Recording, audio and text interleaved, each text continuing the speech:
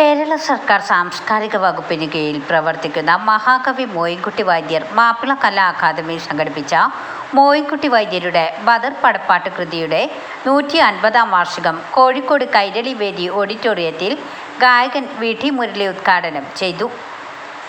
Academy chairman doctor Hussain Randathani അധ്യക്ഷത വഹിച്ചു.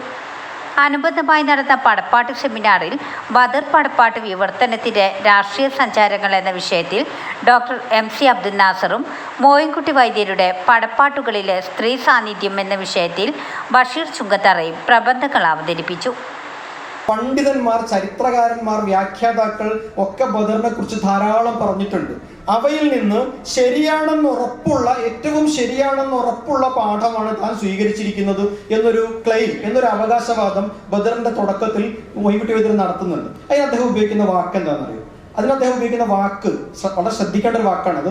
സ്വഹീഹ് എന്നുള്ള വാക്കാണ് അദ്ദേഹം ഉപയോഗിക്കുന്നത്. സ്വഹീഹ് സാധാരണഗതിയിൽ ഹദീസ് നിദാന ശാസ്ത്രത്തിൽ ഉപയോഗിക്കുന്ന വാക്കാണ്. എന്നുവെച്ചാൽ ഇസ്ലാമിക് ടെക്സ്റ്റുകളുടെ വിശുദ്ധിയുമായി ബന്ധപ്പെട്ട്, പവിത്രതയുമായി ബന്ധപ്പെട്ട് മാത്രം ഉപയോഗിക്കുന്ന ഈ പറയുന്ന ശരിയായത് എന്നുള്ള അർത്ഥത്തിൽ അറബിയിൽ വേറെ വാക്കുകളുണ്ടാവും.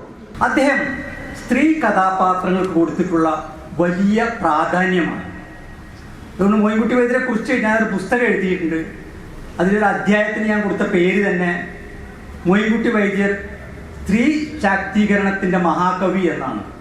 കാരണം അദ്ദേഹത്തിൻ്റെ സ്ത്രീ കഥാപാത്രങ്ങൾ എല്ലാവരും അവരുടെ ബുദ്ധി സാമർഥ്യത്തിൻ്റെ കാര്യത്തിൽ, ധീരതയുടെ കാര്യത്തിൽ, അവർ തീരുമാനങ്ങൾ എടുക്കാനുള്ള കഴിവിൻ്റെ കാര്യത്തിലൊക്കെ ഏതൊരു പുരുഷ കഥാപാത്രത്തിൻ്റെയും വളരെ മുമ്പിൽ നിൽക്കുന്നവരായിട്ടാണ് മിക്കവാറും കൃതികളിൽ, പടപ്പാട്ടുകളിൽ മാത്രമല്ല എല്ലാ കൃതികളിലും വൈദ്യർ അവതരിപ്പിക്കാൻ ശ്രമിച്ചിട്ടുള്ളത് എന്നാണ് എനിക്ക് നിരീക്ഷിക്കാൻ കഴിഞ്ഞിട്ടുള്ളത്. ഫൈസൽ എളേറ്റിൽ, പുലിക്കോട്ടിൽ ഹൈദരാലി, കാനിഷ് പുനൂർ, ബാപ്പു വെള്ളിപ്പറമ്പ്, അബ്ദുള്ള കോയ NC, പക്കർ പന്നൂർ, പ്രകാശ് പൊതായ എന്നിവർ സംസാരിച്ചു. കോഴിക്കോട് ജില്ലയിലെ മാപ്പിള കലാരംഗത്ത് സംഭാവനകൾ നൽകിയ കലാകാരന്മാർക്ക് അക്കാദമി ആദരവുകൾ നൽകി.